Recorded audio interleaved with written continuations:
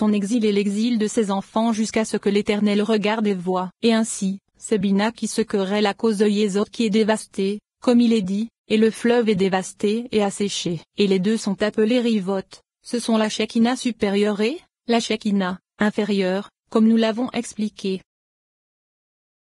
Réa, ceci se réfère à Malkout lorsqu'elle s'élève vers la volonté par le secret de la fumée de la guerre, comme cela a été expliqué en son temps, car son élévation se fait grâce à Tiferet, et lors de leur élévation, elles s'unissent à leur source cachée se trouvant dans Okma, et alors, Malkout qui s'élève jusqu'à l'Ensoft est appelée Réa, et lorsqu'elle descend via Nisha que nous avons expliqué. Et le sujet de Réa c'est que lorsque le feu et la force de Géboura qui émanent du nez se propagent pour brûler le monde et sont prodigués à Malkout, alors en s'élevant via le jugement Malkout s'attache à la fumée qui correspond aux forces de Géboura prodiguées depuis la Géboura supérieure et qui sont attachées à leurs racines correspondant à l'élévation de la fumée du feu. Elle s'élève via le nez qui est Géboura, et elle s'attache à Bina puisque c'est là la source du feu de Géboura comme cela est connu. Et alors, l'amour est suscité par l'union de Tiferet et Malkout qui s'attache à l'union de Bina et Okma par le secret de Da'at comme cela est expliqué plus haut. Et alors, le Shefa de Okma est suscité dans les sources de miséricorde se trouvant dans Bina, puis ces sources s'ouvrent et Bina est prodiguée et se revêt du secret de la miséricorde. Et alors, le monde se trouve dans le calme, et c'est Réania. Voici ce qui nous est apparu de l'étude d'un autre passage du Zohar que nous avons expliqué dans la section sur l'essence et la gouvernance. Et nous y avons étudié certaines paroles du Zohar selon lesquelles les commentateurs ont associé la notion d'odeur à Okma. C'est le cas des paroles du Rachevi dans les Tikkunim. Reikam, en de nombreux endroits du Zohar, il semble que toute expression de vide se réfère à l'écorce comme dans le puits était vide et ne contenait pas d'eau. Et il a été expliqué qu'il ne contenait pas d'eau mais des serpents et des scorpions. Et ceci est également indiqué par que nous ne peignions pas en vain et que nous n'enfantions pas pour rien. Et dans les Tikkunim, il est expliqué que Raikam se réfère au nom Elohim lorsqu'il est vidé de Eyod et que reste la Lef Lamed même. Et le sujet en est qu'elle aimait l'aspect de Tiferet lorsque Malkout, qui est le, ne se trouve pas avec elle c'est-à-dire qu'elle est vide de la Shekinah. Et Tiferet est Elohim lorsque la parole qu'est la Shekinah ne se trouve pas avec elle.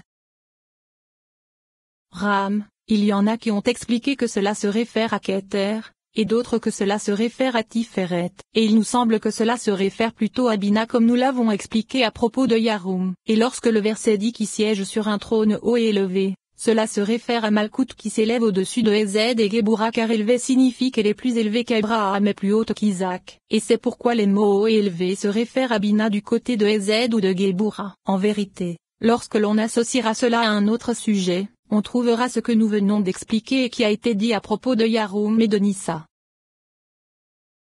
Rimonim, il est expliqué dans les Tikkunim que Nezaïod sont désignés comme deux grenades. Rina, le chant se trouve du côté de Tzadik car il est écrit que les justes chantent et se Torah, et Tzadik est appelé ainsi lorsqu'il se nourrit du côté de la gauche, comme cela est dit dans les Tikkunim. Ra, cela se réfère à l'écorce que chevauche la plaie, comme nous l'avons expliqué. Reim, le Rashbi, qu'il repose en paix, a expliqué dans les Tikkunim que Nezaïod sont désignés comme les deux amis, et le sens en est qu'elles sont amies dans leur action, et c'est pourquoi il se trouve que la majorité de leurs appellations relatives à l'homme vont par pair. Ainsi, le Rashbi, qu'il repose en paix, a expliqué ailleurs que Nezaïod sont deux membres du corps, et dans le Zohar sur la Parasha Vayikra, il est dit qu'Okma et Bina sont appelés Reim, et il est possible de dire que lorsque Nezaïod se nourrissent de Okma et Bina via Ezed et Géboura, alors elles sont également appelées Reim car les racines des racines sont appelées Reim. Réamim, cela se réfère à Géboura, comme il est écrit, et le tonnerre de ses puissances et ce Torah, c'est ainsi que cela est expliqué dans les Tikkunim, et il est possible que ce soit pour cela que l'on récite une bénédiction à leur propos, car sa force et sa puissance remplissent le monde.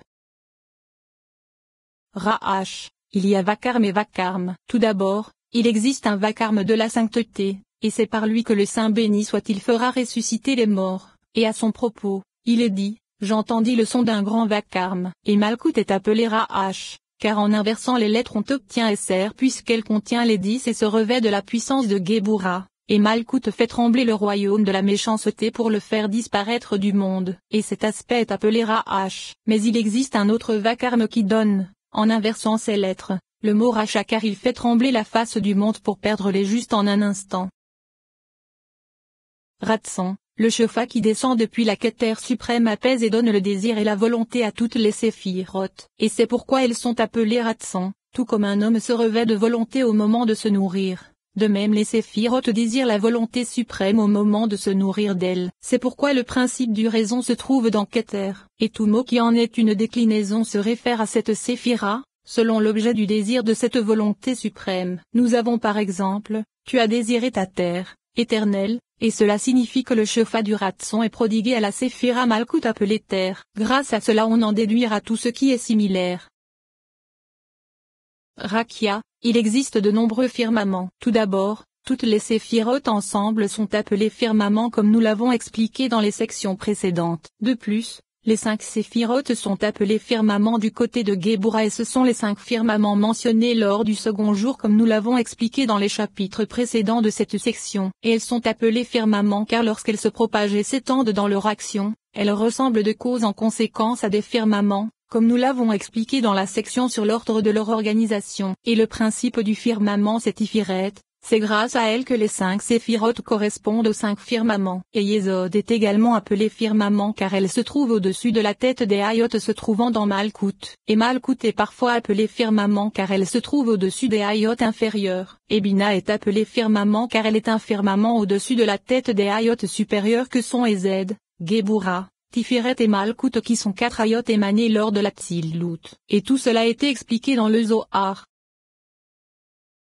Rachut, lorsque Malkout s'unit à son époux, elle est appelée Rachut car elle est l'autorité pour l'unité du monde de Tiferet. Ainsi, le nom de 4 lettres a une largeur de 4 qui est Yahvé, et sa hauteur est de 10 c'est-à-dire Yod Vod Alet et Aleph Vos Aleph Vo et Aleph. C'est pourquoi Malkout qui s'unit avec Tiferet est appelée autorité de l'unique. Et lorsqu'il n'y a personne dans sa maison, elle est appelée autorité, c'est-à-dire une autorité sans union. Telles sont les paroles du Rashbi, qu'il repose en paix, dans les Tikkunim. Et il est également expliqué ailleurs que l'autorité des masses c'est le serpent, la femme adultère, Samaël. Et elle est appelée autorité des masses car elle correspond à la masse des 70 peuples. Et c'est grâce à elle que tous se nourrissent. En vérité, l'unique du monde est un, unique et uni. Voici que nous avons achevé l'explication de la lettre Resh, avec l'aide de Dieu. Et nous allons maintenant expliquer la lettre Shin.